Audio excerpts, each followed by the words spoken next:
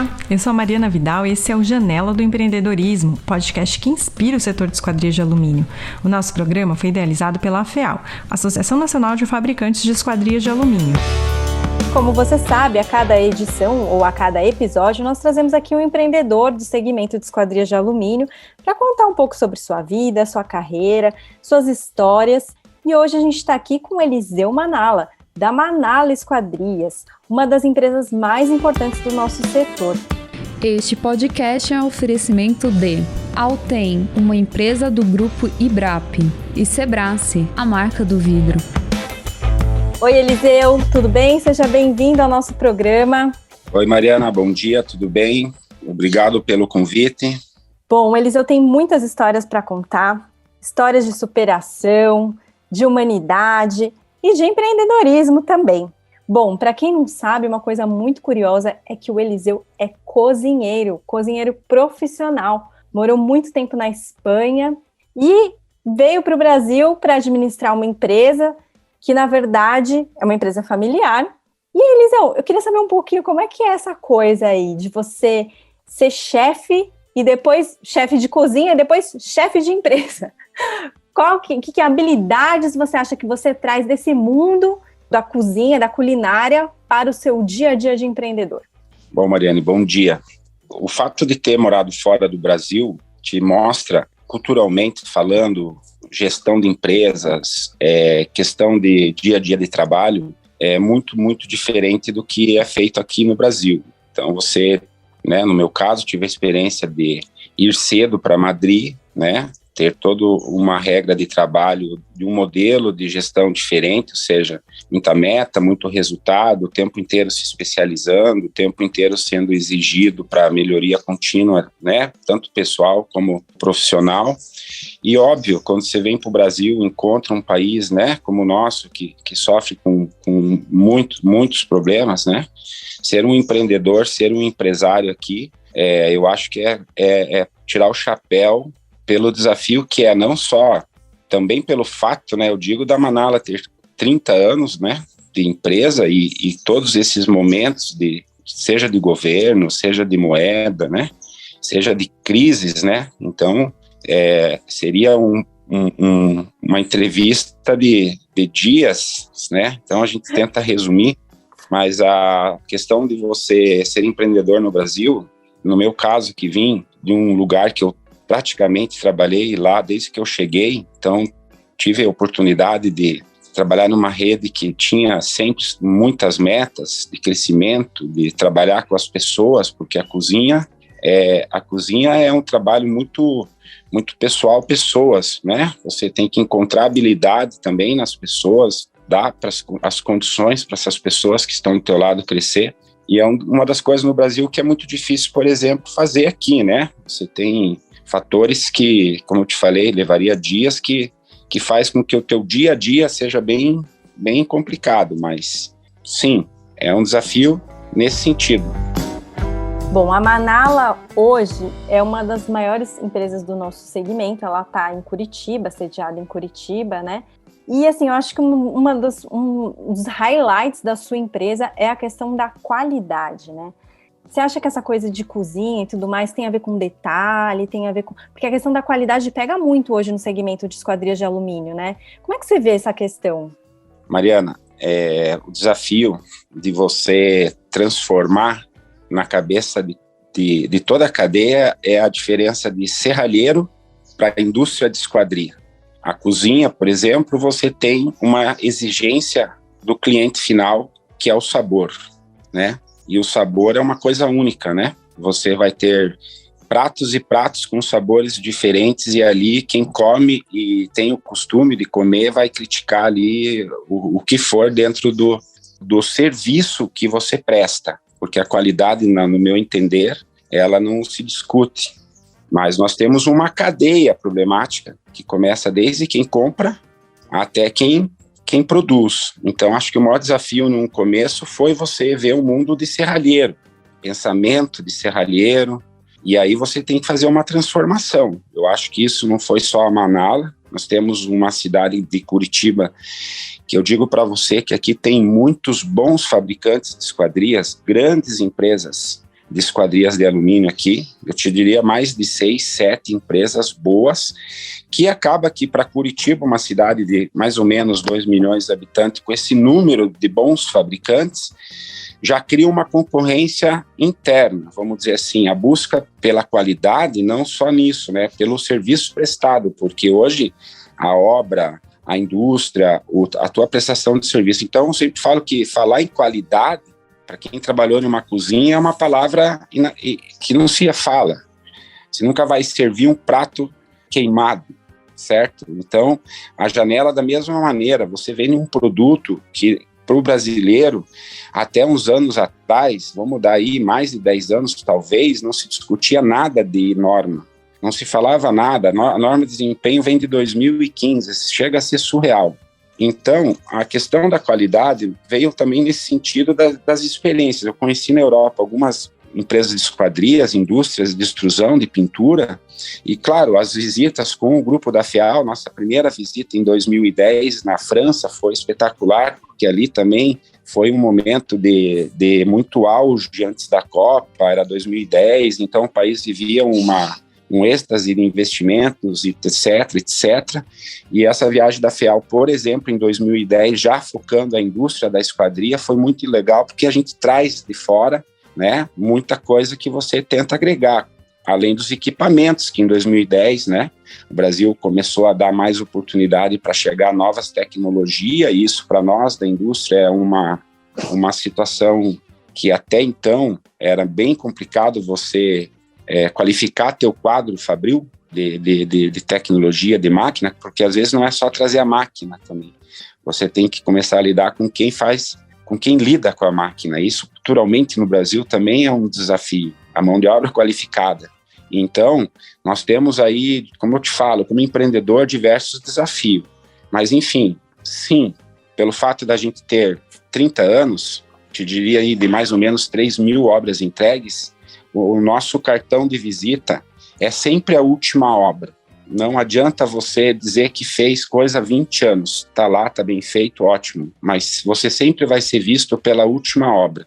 Então é um desafio diário. A Manala tem esse desafio da perfeição diária, da cobrança diária, né, de implementação de novas metodologias, né, por exemplo, aplicação de Lean, por exemplo, dos nossos desafios.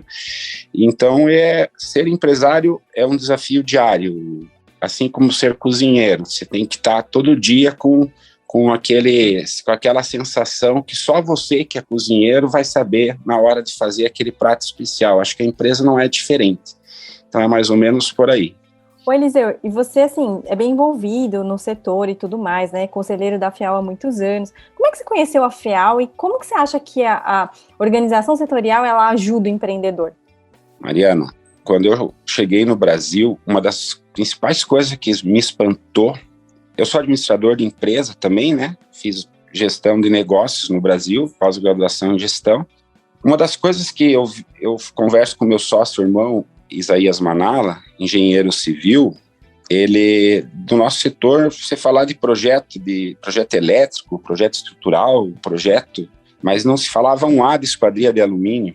Também tem aí uma certa participação nos projetos, por exemplo, da PUC, converso com muitos professores de arquitetura e engenharia civil, que o próprio aluno hoje na faculdade não vê vidro e alumínio na frente. E você olha uma fachada de vidro, às vezes ela representa, sei lá, 15, 20% da obra, seja de custo ou mesmo de estética, ou mais, às vezes, hoje em dia está indo muito para a fachada de vidro, e você olhava para um setor que não tinha nenhum tipo de cobrança, nenhum tipo de norma, nenhum tipo de nada. Então, em 2008, eu tive a oportunidade de conhecer o seu Domingos, pai do Alberto. E aí, numa visita dele em Curitiba, a gente viu o alto grau de profissionalismo que, à época, ele foi numa reunião com a gente e passou como empresa, como indústria, fazer uma ênfase a essa reunião, porque quem sai de Curitiba e vai para São Paulo, é como se a gente, né, não somos interior, mas culturalmente falando, essas questões de estados, e para nós foi um começo de talvez uma nova visão.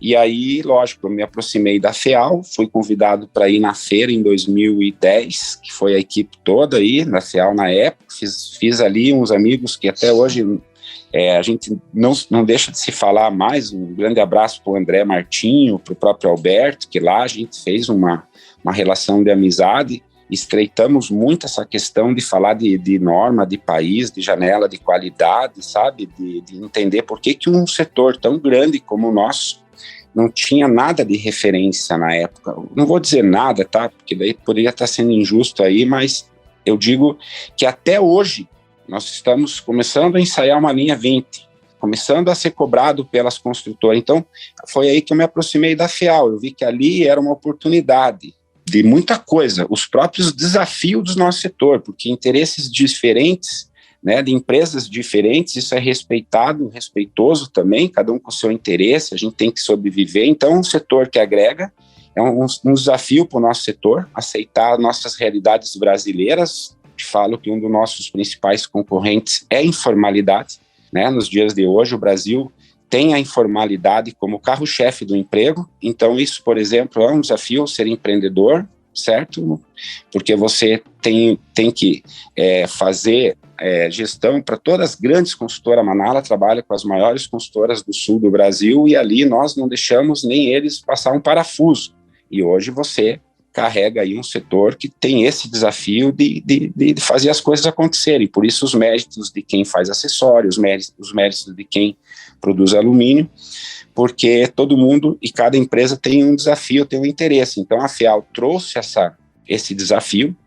Esse ano aí o Alberto está trazendo, né, a FEAL está trazendo setores que vão agregar muito para nós, né, a Brinq, as associações que a FEAL aí conseguiu aproximar. Então isso é uma evolução. Por isso que eu digo, eu me vejo assim, se eu for num restaurante no Brasil, eu brinco que você chega na porta e sente o cheiro de óleo. E a gente não podia lá na Espanha fritar mais do que 2 coisas em um óleo, porque a partir dali ele passa a ser perigoso para quem vai comer.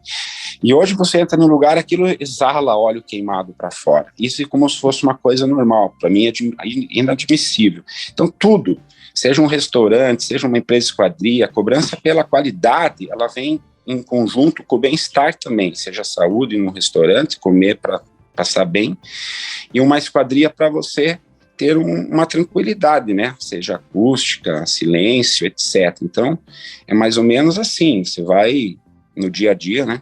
Vai muita leitura. A FEAL, eu tenho participado aí, vai ser o 3º ano, eu acho, como conselheiro, e com muitos desafios ainda, mas é o prazer de estar junto, de saber que a gente caminha para os nossos filhos, talvez poderem um dia dizer, me instale essa janela e me apresente o laudo, né? Como se fosse uma coisa muito, muito diferente. Na verdade, você vê isso como uma questão cultural mesmo, que o povo que não vai comprar, não sabe e tal, e aí essa questão de, dá um jeitinho, vai passando pro serralheiro e tal, é isso que você está meio que... É uma questão cultural do Brasil, você acha? Mariana, eu escuto muito uma pessoa que vai comprar um apartamento dizer quanto custa ter 1 metro quadrado. E ali dentro daquele apartamento tem tanta coisa que vai mudar o custo do metro quadrado, seja a torneira, o cerâmico, a própria esquadria, o vidro, o isolamento acústico, a eficiência energética. Então, quando eu falo que é toda a cadeia, é que começa de quem compra. Ele pergunta quanto que é o custo do metro quadrado. Ele não vai lá fazer mérito pelas esquadrias, fazer mérito pelo isolamento acústico, fazer mérito pela eficiência energética do empreendimento sustentável. Hoje, você começa a ver, e Curitiba é uma cidade que tem essa cobrança, né? Nós somos, afinal de contas, Curitiba tem aí uma história no Brasil de ser referência em cobrança, e então hoje você começa a ver um movimento que vem aí, eu acredito, de uns 5 anos para cá, começando a mostrar para o morador desse empreendimento que o valor do condomínio, quem sabe um dia se reverta em benefício dele também financeiramente. Então, a energia solar, a iluminação, a parte de reciclagem, a parte de você criar um bicicletário, de dar espaço para veículos elétricos. Então, começou a ter um pouco agora essa cobrança do consumidor final, mas meio bem limitado, porque eu digo para você, como muito está ligado à Minha Casa Minha Vida, obras populares, etc., então a classe A, a classe B, tem essa, mas pelo menos o movimento de grandes construtoras, seja no Sul, seja em São Paulo, que você vê hoje grandes construtoras apresentar projetos que a palavra-chave é sustentabilidade, a natureza, é ser verde. Então, esse é o movimento que você fala, a empresa tem que criar junto com essa visão. Então, a Manala hoje tem um departamento técnico que trabalha muito próximo dos arquitetos, lá atrás, no anteprojeto, desafios como a pandemia, que fez o pensamento do arquiteto mudar. Então, obviamente, o ambiente mudou, o fabricante de esquadria também, no meu ponto de vista, está ganhando com isso, porque a área de iluminação é mais vidro, é mais alumínio. Isso vem também contra o nosso benefício, se for ver por esse lado, mas, enfim, como eu te falei, não é só o que chamavam de serralheiro de alumínio, que hoje uma indústria de esquadria, ela está junto da indústria da construção civil. Na minha opinião, estão começando, quem sabe um dia, conversar melhor e mais, em benefício próprio. Mas o próprio comprador é culpado. E, assim, quando a gente vai... Por exemplo, vou contar uma experiência própria. Eu me mudei esse ano, morava num apartamento. Na verdade, era de um padrão alto, mas as esquadrias eram um desastre. Eu morava no 17º andar, e, assim, o barulho incomodava. A gente via que, realmente, eram 4 torres, era um empreendimento grande, né? Hoje eu me mudei e agora eu estou notando a diferença de uma esquadria de qualidade. Estou morando em um outro apartamento de um padrão, é um prédio só. Eu acho que teve muito mais cuidado, né? Eu não sei se é porque eu trabalho com esquadria, mas eu presto muita atenção nisso. O que você acha que a gente tem que fazer para que o consumidor ele perceba o valor do nosso produto? Porque a gente sabe que alumínio é um produto maravilhoso para fazer esquadria. É o melhor produto para fazer esquadria. Como é que a gente pode fazer para que essa pessoa que está no apartamento X ou Y, ela perceba o valor do que a gente está entregando? Nós vamos fazer 30 anos este ano, e eu tive o prazer de conversar isso com um arquiteto amigo nosso, o Flávio Schiavon, que completou 40 anos, e conversando com ele, ficou a pergunta, qual será o legado, e como será o legado nosso, porque 30 anos de empresa, como diz um amigo meu, está chegando aquele momento que você está pensando na transição e na sucessão, mas o passo que a empresa dá para a evolução da qualidade do produto, como que você vai sair da tua empresa para fora e levar isso um dia para o mercado, seja na qualificação, seja como eu te falei, da PUC, né? Tivemos a oportunidade de fazer palestras para curso de engenharia de 5º ano, curso de arquitetura de 4º ano, 5º ano, tentar entrar dentro da faculdade, tentar entrar dentro dos cursos de engenharia e arquitetura. E isso é um trabalho formiguinha demais, né, Mariana? Porque você fala de um país aí que, né, a gente está passando por tantas coisas que é difícil você falar que isso vai ser da noite para o dia. O que eu falo é que cada um tem que fazer o seu. Então, a Manala tem alguns projetos pessoais, que é o que eu falo hoje, um centro de treinamento e qualidade Manala, que é um projeto nosso aí para esse ano. É um projeto Escola Inteligente, esse? Não, o projeto da escola... É que são muitos projetos, né, Manala? Desculpa. É o projeto da Escola Inteligente, se quiser eu já falo, comento. Também vem contra isso que você falou, a pessoa que consegue sentir a diferença de uma janela acústica e saber que ela vai dormir, sendo que o terceiro principal problema da OMC é você ter o ruído como problema sério, distúrbio, insônia, etc. Então, eu acho que é o conhecimento. Acho que foi o Edson da Tenua que fez num shopping há muitos anos atrás uma experiência dessa. Acho que uma banda tocou dentro do cubo de vidro e aquilo trouxe assim à tona muita discussão. Esse tipo de coisa, esse tipo de movimento, ele é o que o mercado precisa fazer. As pessoas não conhecem, na minha opinião. Não conhecem, não tem noção. Eles não conseguem ter noção, porque no Brasil toda a vida foi pagar caríssimo para ter um carro com máximo 2 airbags. Máximo. O Brasil paga, esse é um exemplo clássico que eu posso te dar. Você anda com uma carroça e paga preço de Mustang nos Estados Unidos. Então o Brasil tem isso. Então a gente não tem essa exigência nossa, né? Por isso que eu digo que nasce lá quem compra o apartamento. Quem compra já entra pedindo quanto é teu metro, porque na esquina está mais barato. E aí ninguém quer olhar o tijolo, se ele é duplo, se ele é deitado, se ele é de pé, se é a janela, se o cano, se a torneira. Então, nem se falou, Mariana, é um trabalho formiga e a gente com 30 anos de empresa daqui para frente quer fazer o quê? Fortalecer isso, fortalecer a cadeia, passar um pouco da nossa experiência, conversar com arquitetos. O próprio arquiteto cobra dos seus estagiários hoje uma leitura, eles estão sendo cobrados com outras leituras, que é o próprio selo Aqua, o próprio selo Platino, Gold, o próprio sistema BIM, Revit. Então tudo vai evoluindo, passo a passo, porque o Brasil tem essa deficiência. Hoje você quer trazer um consultor de BIM para dentro do teu escritório, não vai ser fácil, você vai ter que preparar ele para tudo e tentar segurar ele depois que ele estiver formado, porque o mercado vai e leva, né? Então faz parte do negócio. Então esses são os desafios, né? Esse é o grande desafio, um dos grandes desafios. Antes de eu fazer a próxima pergunta, eu queria falar para o nosso ouvinte prestar atenção ao som dos pássaros, que o Manala está conversando com a gente ao lado de um lindo jardim, a gente está ouvindo os passarinhos cantando, que coisa maravilhosa, né, Eliseu? Aproveitando e falando sobre coisas maravilhosas, eu vou fazer uma pergunta antes de a gente falar sobre a sua vida fora do escritório. Então eu queria que você falasse um pouquinho sobre a incubadora para jovens arquitetos. Eu vi que você está bem próximo, né, de estar próximo à PUC, tem uma filha arquiteta jovem também que trabalha com você. Eu queria saber sobre o projeto Ateliê 1901 também. Fala um pouco sobre tudo isso aí para gente.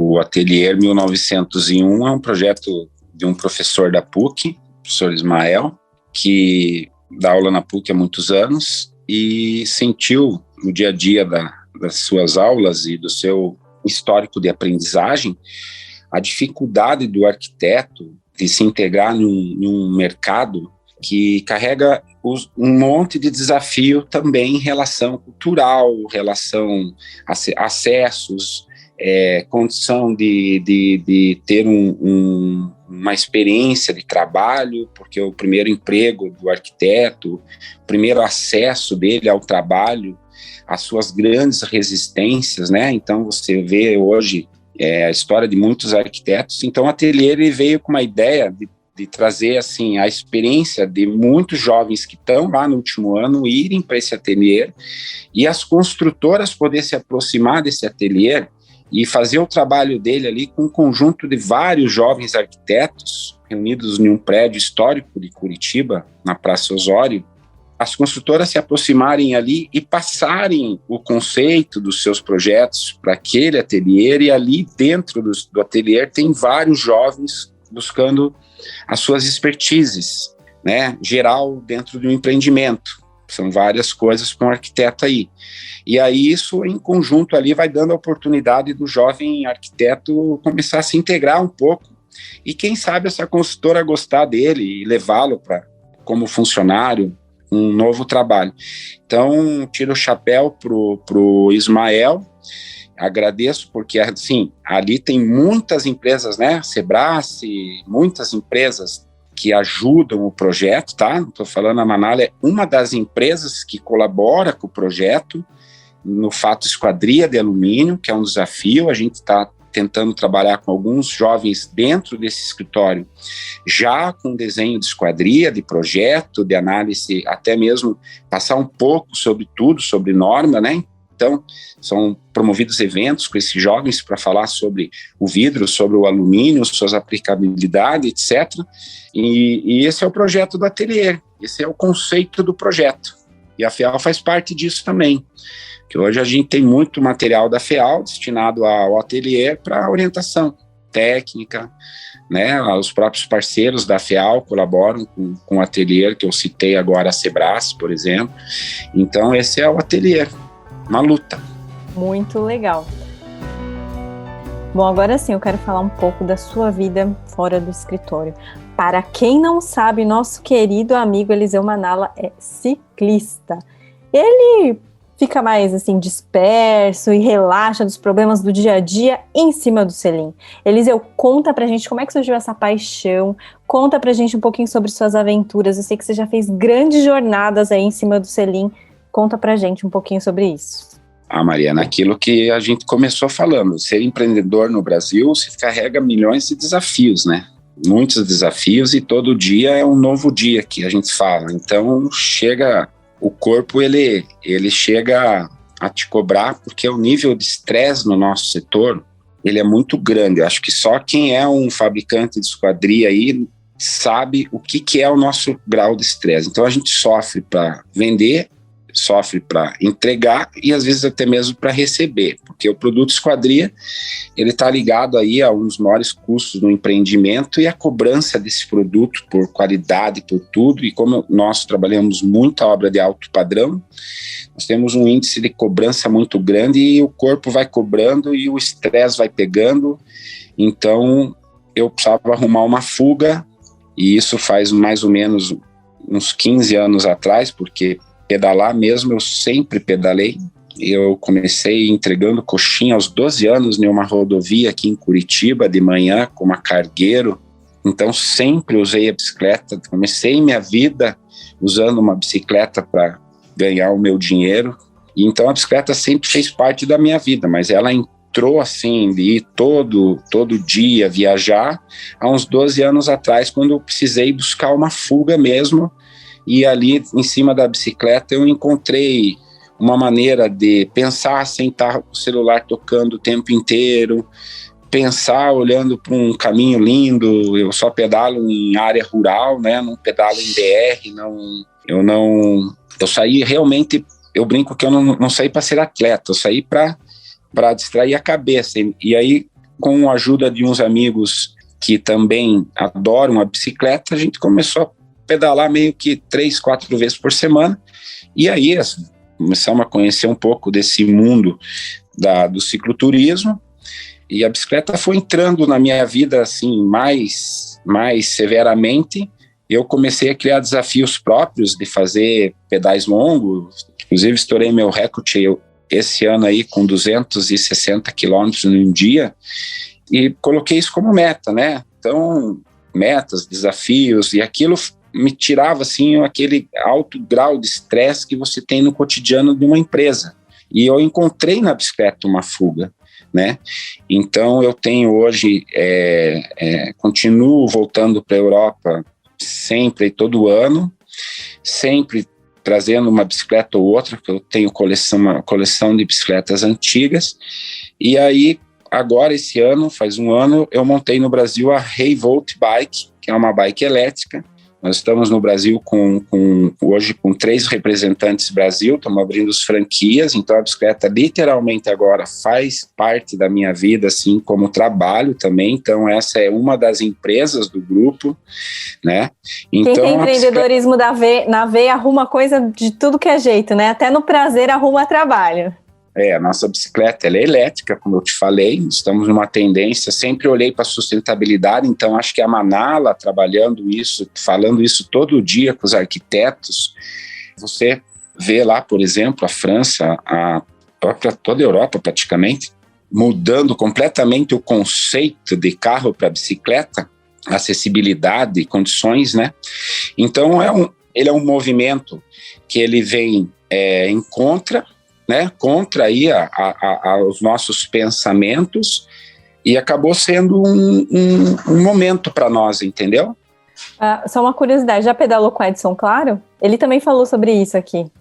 O Edson, ele tem essa agenda dele, que é uma pessoa extraordinária, né? Com todas as atividades da Tenua Som, da Faculdade do Som aí em São Paulo. Então a gente tem a promessa de se encontrar aí e provocar esse pedal. Ele já me contou um pouco sobre São Paulo, a condição de pedalar. Então, que nem você falou, né, Mariana? A gente tem esse desafio diário, né? Porque hoje o ciclista, ele, né, o respeito do motorista com ele é quase zero. Então, A Escola Inteligente, por exemplo, tem um pouco desse trabalho dentro desse projeto, que é trazer para o aluno da escola ali as diferenças do que é um carro, do que é um caminhão, do que é o pedestre, do que é a faixa. Parece coisa grandíssima, mas é o básico do básico, né? Mas a gente vê que essa questão da educação, ela está enraizada em vários problemas, seja na hora que o cara vai comprar a esquadria que ele não sabe, seja na hora que ele não vai ter educação adequada no trânsito, né? Você vê que essa questão, assim, tá muito enraizada no Brasil. É um passo que cada estado está dando, cada município. Curitiba está com um trabalho muito legal aí, eu tenho participado e conversado com o secretário, inclusive o nosso projeto aí de levar as escolas para as escolas é uma aula com as bicicletas acompanhando os alunos para falar aquilo que nós falamos, isso é faixa, isso é ciclovia, isso é caminhão, o carro respeita o pedestre, a moto respeita o pedestre e vice-versa, e como a gente fala, volta lá para o segmento de esquadria, a mesma coisa, quer dizer, você tem que fazer esse trabalho formiguinha vindo lá da base, sempre, e isso vai ser uma coisa de cotidiano. Posso perguntar uma curiosidade aqui? Você Tá. com esse sobrenome super italiano, por que você foi estudar gastronomia espanhola e não italiana? Só um parênteses, assim, uma curiosidade. Isso aí foi em 1989, jovem, 18, 19 anos, criando o desafio que é você estar em um país que na época, não sei, era o Cruzado, era o Itamar Franco, Itamar Neves, né? E jovem, um amigo aí, optamos de fazer uma viagem, buscar um outro país para começar assim, aproveitar a idade de jovem também, né, Marina? Você não vai fazer isso depois de velho. E aí, aos 49 do segundo tempo, nossa decisão foi ir para Madrid, né? Foi para Madrid, se falava à época muito de que um país que estava em crescimento, tinha muito trabalho, etc. E nós jovens, cheio de vontade, pegamos uma passagem em linhas aéreas paraguaias, nunca me esqueço, e fomos para Madrid. E pura aventura, então. Pura aventura. Exatamente. Que legal. Ô, Eliseu, eu queria que você me contasse um pouco sobre as ações sociais em que você se envolve. Aqui no Brasil você tem, o nosso caso aqui, começou muito atrás de sempre ter uma participação, fosse no bairro, né, que eu nasci, já tinha um trabalho com os amigos aí, com uma escola, um espaço cultural que desenvolvia trabalho com jovens, capoeira, partida de futebol, coisas que no passado aqui no Brasil, Mariana, era muito, pelo menos na nossa época, né, o jovem tinha condição de sair de dentro de casa e ir para uma esquina jogar bola numa praça pública, né, isso há 15, 20 anos atrás, né, hoje isso você não vê mais em nenhuma praça, ao contrário, o que você vê na praça hoje aí, em muitos casos, é até triste de falar. Então, isso sempre vem enraizado, né? Sempre vem enraizado a gente participar, tentar fazer, seja na escola, o tempo das nossas escolas municipais, públicas, estaduais, tinha esses cursos do Detran, não sei se você é dessa época, mas o jovem era deslocado para a chamada escolinha do Detran, que você ia lá ter, né? Então, isso lá de trás, bem lá atrás.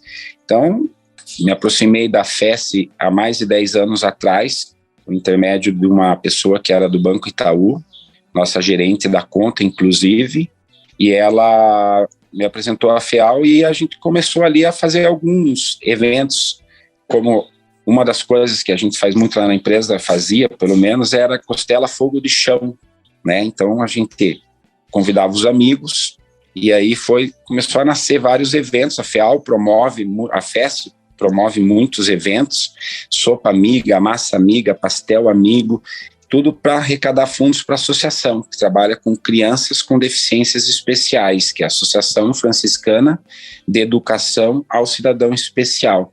E ali, quando eu me aproximei a primeira vez, aquilo é de coração, né? Porque são crianças, muitos casos aí deixadas na porta, abandonadas pelos pais, ou a própria condição daquela criança. Então, isso foi entrando, como diz, de sementinha ali, né? Sempre fazendo uma coisinha ou outra, fosse com nossos fornecedores, fosse com nossos próprios clientes, né? Então, isso veio do natural. e hoje está se completando aí mais de 10 anos. A FEAL sempre cresce, sempre aproxima muitas empresas. Hoje as empresas estão com essa demanda também de poder ter um selo de alguma coisa, seja de sustentabilidade, seja de ação social. Então, isso é uma cobrança do próprio mercado para as empresas também, né, Mariana? E então, quem quiser ajudar, quem quiser adotar uma criança, como é que faz? Ali você pode entrar no site da FES, ali você pode contribuir de várias maneiras, né? Na conta de luz, conhecer todos os jovens que estão ali, as crianças, os colaboradores. Então, eu posso deixar esse contato depois para você, fazer uma divulgação, e com certeza vai ser, quem conhecer, com certeza vai se aproximar, porque São Francisco de Assis, né? Ali você sente de verdade a necessidade de muita gente. Então, uma das coisas culturalmente no Brasil é você ver essas condições, muita gente com condições, mas aí já não dá valor naquilo que tem, né? Que é o próprio corpo, a saúde e tudo mais. Então, é mais ou menos por aí. Legal, Eliseu. Pra gente, já estamos chegando aqui ao final da nossa entrevista. Tem uma pergunta que eu sempre faço para as pessoas que participam aqui, para os empreendedores que estão aqui no Janela do Empreendedorismo, que é o seguinte: o que você diria para a pessoa que está começando hoje no segmento de esquadrias? Se você tivesse que dar uma dica de ouro, o que você diria? Bom, a dica de ouro é você sempre começar com muito esforço, né? O problema de muitos é o imediatismo, né? A pessoa começa uma empresa de esquadria no ano de janeiro, e aí no ano 12, 13, você vê inversão de valores, ou seja, se investe muito na empresa ou se investe muito no pessoal, e você vê muito empresário no começo ter essa visão. Então, uma das coisas é você não ser imediatista. Por quê? Você vai fazer 2 janelas para casa de um amigo, que amanhã vai te indicar para outros 2 amigos, e você vai dizer, puxa, mas só 2 janelas? Se você for pegar 2 janelas hoje e trocar horas, trabalho, ida e vinda, você quase sai no 0 a 0, porque hoje você tem um mercado que você vai num atacadão de esquadria, tem muitos bons fabricantes de esquadrias padronizadas hoje no Brasil, que vendem isso no balcão. Então já começa a te colocar como fabricante de esquadria num B para A, porque se você quiser ser de um B para C, só um exemplo, eu acho que esse mercado ele já está conseguindo marcar o seu espaço. Então o teu espaço vai ser o alto padrão, a solução de engenharia, a solução técnica. Então o que eu poderia dizer? É muito desafio para começar, vai ter que ser pianinho, devagar sempre, e acreditar no trabalho, no seu trabalho. O nosso setor tem uma dependência muito grande de mão de obra. Eu brinco com meu sócio-irmão que se não fosse ele na empresa, ele é 70% da empresa, eu brinco, porque é um braço que eu vi que toda empresa de esquadria que não tiver engenharia, a pessoa que nasceu conhecendo o perfil de alumínio muitos anos, não é de hoje para amanhã que ele vai abrir essa empresa. Eu vejo muitas empresas que começaram e fecharam em 3 anos, porque a dependência dele em função de engenharia e técnica. Então é um setor que sofre muito, e se você pegar todas as empresas no Brasil, quase todas, desculpe que é isso falar todas, mas quase todas, você pode ver que a raiz vem de raiz, vem lá de trás, trabalhou com o pai, trabalhou dentro da fábrica, viu a mudança no sistema, viu tudo que evoluiu no mercado. Então, uma pessoa abriu uma empresa de esquadria hoje para começar do zero, eu digo, estude muito, vá atrás de um parceiro que vai te dar esse suporte. O Brasil tem hoje, no Brasil, muitos bons parceiros que também têm essa visão, né? Te dou exemplo, por exemplo, a visão da Perfil Alumínio. Então é um trabalho excelente, que ele quer aproximar o fabricante e ter um a mais com o fabricante, que é dar o técnico, a engenharia, posso falar isso de outros, tá? A Hydro, etc., a Alten, etc. Mas hoje o trabalho também da cadeia é esse, é você aproximar uma empresa que vai te levar junto com o que o mercado exige. Acústica, eficiência energética, engenharia e projeto. Então, abrir uma empresa do zero é você ter que começar a olhar para trás nessas situações, porque o desafio é grande. porque você já vai para cima. As empresas que ficarem atreladas a porta e janela, na minha opinião, mais uns 5 anos, a parede vai subir com a janela. Hoje sobe o tijolinho por tijolinho, mas mais uns 5 anos vai subir a parede pronta com a janela. E isso é uma tendência que é um caminho sem volta, na minha opinião. E isso é fato em muitos países. A Austrália, industrializada. Exatamente, que é um trabalho que a FEAL já começou aí a fazer, muito legal. Então, Mariana, é isso, é complicado. Se você for pensar, a gente não tem que pensar como indústria da construção civil. E esse é um grande desafio. Nós somos vistos como muitos como serralheiro. E aí você tem que ter essa ruptura cultural. E aquilo que foi o nosso começo de conversa. Começar a falar com o jovem. Porque a nossa geração, na minha opinião, vai ser um dia muito criticada. Porque a gente destrói tudo que vem pela frente. E talvez nossos filhos, aí você comentou, uma criança de 7 anos, talvez ela, daqui a uns anos, fale, poxa, você foi dessa época, e a gente não semeou nada, não deixou nada, e depois vai ter essa culpa lá na frente. Então eu penso assim, né? Você vê a Europa hoje mesmo, colocando objetivos para 2025 aí, super audaciosos, como a Alemanha quer tirar o carro, como a França, etc., super desafio, mas eu vejo que isso é um caminho sem volta. E nós, como empresário, empreendedor, como você falou, com 30 anos de empresa, tenta deixar esse legado, fazer um pouquinho de cada. Eu posso ajudar uma escola, eu posso deixar uma escola mais silenciosa, que a escola inteligente, a ideia veio justamente porque o barulho da professora gritar dentro da sala de aula. A gente não foi fazer nada de especial lá, só trocar a janela. Só trocar a janela. Então, o professor Davi Santana da PUC, que é uma pós-graduação em acústica, ele topou a ideia de fazer os ensaios, de analisar o ambiente, o Edson, claro, também, com as suas opiniões, os materiais internos, e ali começou um case, que houve interesse do próprio governador do estado, do prefeito, de todo mundo, tomou até um âmbito diferente daquilo, não avançou um pouco por causa disso, porque houve uma mistura política, o projeto foi dado uma travada, porque a gente não tem vínculo político, cores e nada, porque isso é uma coisa sem cor, isso é uma coisa que a discussão está muito baixa hoje, porque a gente não tem que discutir o básico, saúde, educação, segurança pública, não ficar discutindo aí outras coisas que estão discutindo. E então é o que eu falo, a gente vai lá e faz a nossa parte, sem procurar falar, né? Saber que doar uma janela ou 2 não vai doer para ninguém. Quem corta, como a Manala, corta muito vidro laminado, a própria Sebrae, parceira, se colocou à disposição, e outras grandes empresas também de esquadria, de sistemas, falou, não, vou te doar as esquadrias, não, vou te doar o vidro, não, vou te ajudar, mas não. Então, foi tomando uma dimensão muito 10, mas levou pelo menos o interesse para a Secretaria de Educação de que a escola precisa sofrer esse impacto acústico. Isso impacta muito no aluno que está escutando e a professora que está falando.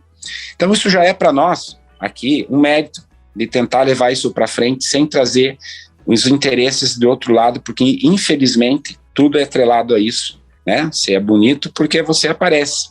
Então, a gente tentou e tenta fazer isso num bastidor, porque eu estudei em escola, meus irmãos estudaram em escola pública, e hoje você vê que o pai, ele passa na frente da escola pública e vai pagar na esquina uma escola particular, mas não sabe que aquela escola pública tem 3 tipos de arrecadações, federal, estadual e municipal.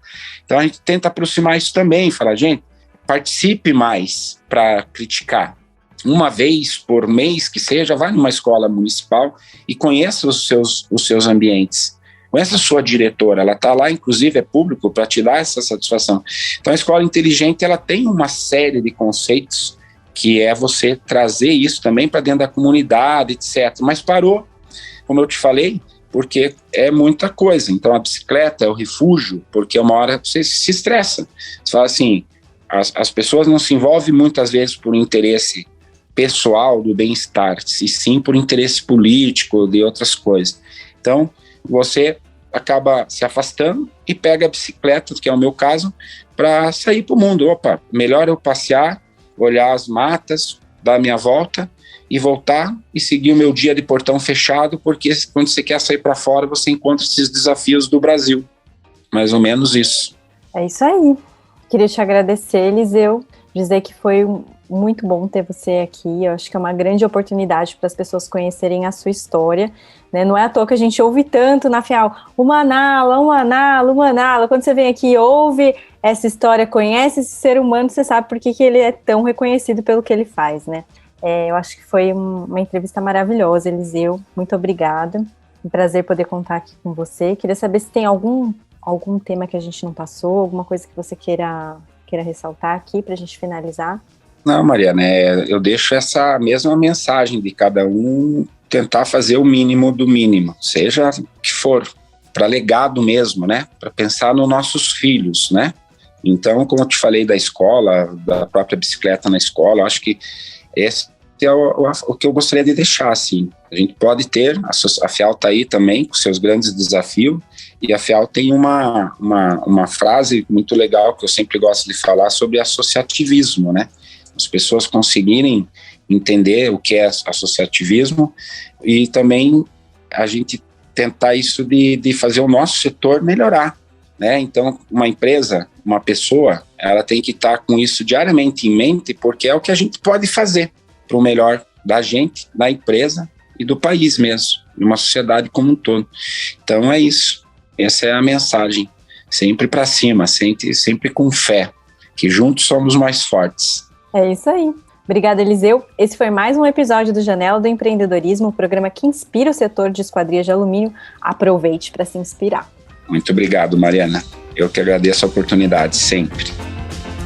Este programa foi produzido pela Organics Comunicação. Apresentação e roteiro, Mariana Vidal. Edição e vinhetas, Bruna Goulart. Esse episódio do podcast Janela do Empreendedorismo foi um oferecimento de Alten, uma empresa do grupo Ibrap, e Sebrace, a marca do vidro.